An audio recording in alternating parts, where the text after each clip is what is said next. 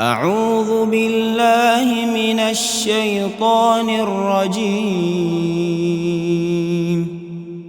بسم الله الرحمن الرحيم.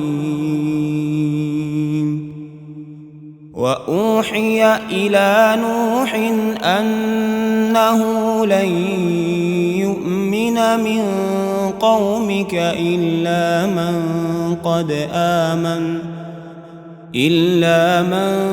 قد آمن فلا تبتئس بما كانوا يفعلون. واصنع الفلك بأعيننا ووحينا ولا تخاطبني في الذين ظلموا إنهم مغرقون. ويصنع الفلك وكلما مر عليه ملأ من قومه سخروا منه قال إن تسخروا منا فإنا نسخر منكم كما تسخرون. فسوف تعلمون من يأتيه عذاب يخزيه ويحل عليه عذاب مقيم. حتى إذا جاء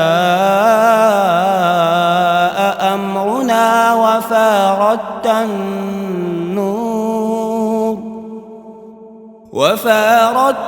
النور قل نحمل فيها من كل زوجين اثنين وأهلك إلا من سبق عليه القول ومن آمن وما آمن معه إلا قليل. وقال اركبوا فيها بسم الله مجريها ومرساها إن ربي لغفور رحيم. وهي تجري بهم في موج كالجبال ونادى نوح ابنه وكان في معزل يا بني اركب معنا ولا تكن مع الكافرين.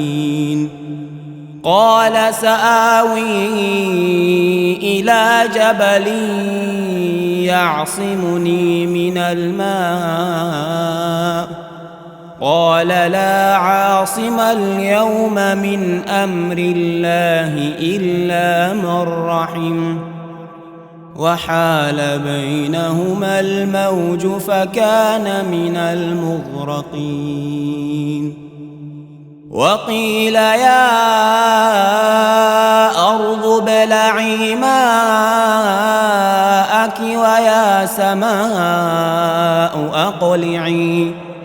ويا سماء أقلعي وغيض الماء وقضي الأمر واستوت على الجودي وقيل بعدا للقوم الظالمين. ونادى نوح ربه فقال رب إن ابني من أهلي وإن وعدك الحق وأنت أحكم الحاكمين.